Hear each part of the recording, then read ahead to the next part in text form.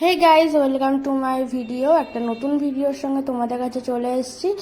আর আমি বাড়ি থেকে চলে এসেছি আমার শ্বশুর বাড়িতে। আর আজকে আমি কলকাতায় যাব, তার জন্য রেডি হয়ে বেরিয়ে পড়েছি। এই দেখো, চারিপাশে মাঠ, মাঝখানে রাস্তা, ওই রাস্তা দিয়ে যাচ্ছে। আর রাস্তার অবস্থা কিন্তু ভালো না, খুবই খারাপ। আর আমার বর এমন একটা টোটো দাঁড় করিয়েছে, জাস্ট টোটোর অবস্থাটা দেখো তোমরা। মানে কি বলবো, লাস্ট অব্দি ট্রেন লেট মানে ট্রেন মিস করবো বলে এই টোটোতে উঠতে হয়েছে, নাহলে আমি তো জীবনে উঠতাম না। একইতে রাস্তা খারাপ, তার উপর এরকম টোটোর অবস্থা, তোমরা বুঝতেই পারছো।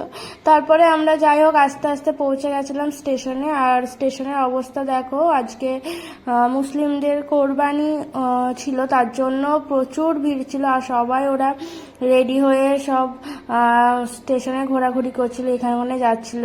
আর প্রচণ্ড গরম পড়েছিল, আর আমি এখানে বসে আছি। এই যে দেখো, সব শাড়ি টাড়ি পরেছে। এই গরমে ওরা কি করে যে শাড়ি পরে ওরাই জানে, আমি তো মরে যেতাম। তারপরে আমরা ট্রেনে উঠে পড়েছি। ভেবেছিলাম প্রচণ্ড ভিড় হবে, কিন্তু ভিড় ছিল না। যাই হোক, আর এখানে ক্যামেরাটা এরকম লাগছে কেন বুঝতে পারছিলাম না, লাইটের আলোর জন্য হয়তো, সেটাই আমরা বলছিলাম। তারপরে আমরা পাঁপড় খেয়ে নিচ্ছিলাম। আমার এই পাঁপড়গুলো আমি অনেকদিন খাইনি, তার জন্য আমার খেতে ইচ্ছা করছিল। আর এই দেখো, আমি সিটের ওপর পা তুলে দিয়েছি, যদিও এটা উচিত না, তাও কেউ ছিল না, তার জন্য কেউ আসলে অবশ্যই তাকে বসার জায়গা দেবো, সরিয়ে দেবো পাটা। আর এখানটায় মনে হয় দেবগ্রাম থেকে ছাড়ছে। আমি দেবগ্রামে বলছিলাম যে নেমে পড়ি, বাড়ি বাড়ি চলে যাই। আর নামলাম না, কারণ বাড়ি থেকে ঘুরেই আসলাম সবেমাত্র। আর এখানটায় আবার সবাই উঠে পড়ছে, এটা মনে হয় বেথুয়া হয়তো। আর ওখান থেকে সবাই উঠেছে। আর এই দেখো, আমি কিন্তু পা সরিয়ে নিয়েছি, বসতে জায়গা দিয়েছি। দেখো, ঝুড়ি ভাজা উঠে পড়েছে, আবার খেতে লেগেছে। মানে আজব মানুষ, যা উঠবে তাই খেতে হবে। যাই হোক, আমি খাইনি, আমি পাঁপড়টাই খেয়েছিলাম।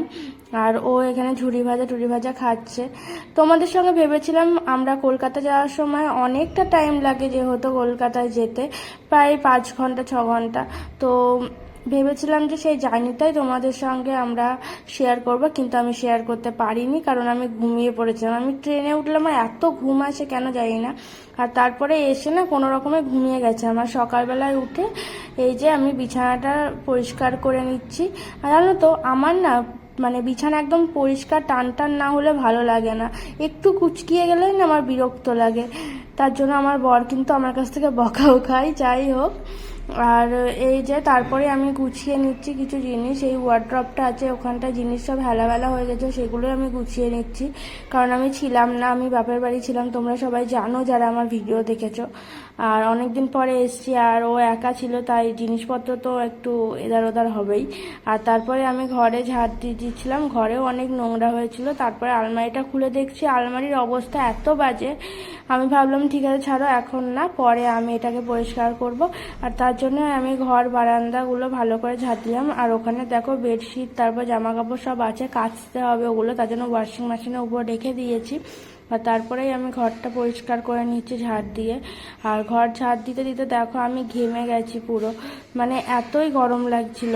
আর এখানটায় আমি সব নোংরা তুলে নিয়েছিলাম একটা প্যাকেটে, কারণ শহরে জানো এধার ওধার ফেললে হবে না, প্যাকেটে করে ফেলে দিতে হবে। আর নোংরা নিতে আসবে ওরা, দিয়ে ওরা নিয়ে চলে যাবে যারা নোংরা তোলে আর কি। আর তারপরে আমি ঝাড়টা দিয়ে এখানটায় কিন্তু আমি তারপরে একটু ব্রাশ করে নিলাম, কারণ আমি সকালে ব্রাশ করিনি। ফার্স্টে আমি বাসি ঘরটা ঝাড় দিয়ে নিয়েছি বিছানা তুলে, তারপরে আমি ব্রাশ করছি। আর আমি কিন্তু রান্নাঘরে চাও বসিয়ে দিয়েছিলাম। আর ব্রাশ করে টোরে আমি চা খেয়ে নিয়েছিলাম।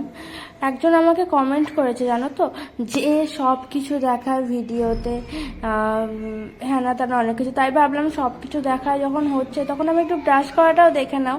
আর আমার লিটারালি মানে খুবই ভালো লেগেছে। আমি ওয়েট করে থাকি ওর কমেন্টের, কারণ মানে আমার তার এত টাইম যে আমাকে পছন্দ করে না, তাও আমার পুরো ভিডিও দেখে আমার এরকম কমেন্ট করেছে।